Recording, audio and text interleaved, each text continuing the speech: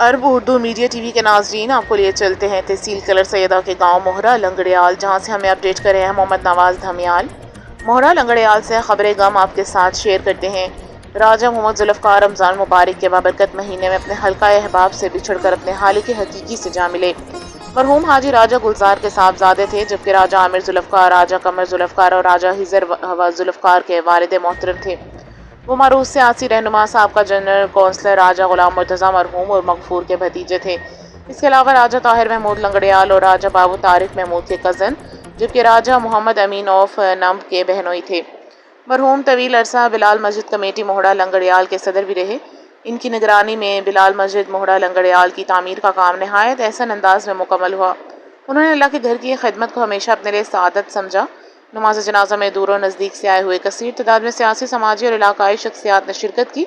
مرحوم کی نماز جنازہ میں عوام کی ایک بہت بڑی تعداد موجود تھی، جہاں اہل علاقہ، دوست احباب اور معززین نے بھرپور شرکت کر کے مرحوم سے اپنی محبت اور عقیدت کا اظہار کیا اور ان کے صالح ثواب کے لیے دعا کی۔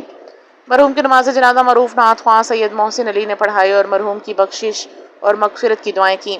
اللہ تعالیٰ مرحوم کی مسجد کے خدمت اور دیگر نیک اعمال کو اپنی بارگاہ میں قبول فرمائے، ان کی مغفرت اور بخشش فرمائے اور جنت الفردوس میں اعلیٰ مقام عطا فرمائے اور لواحقین کو صبر جمیل عطا فرمائے۔ انا للہ و انا الیہ راجعون۔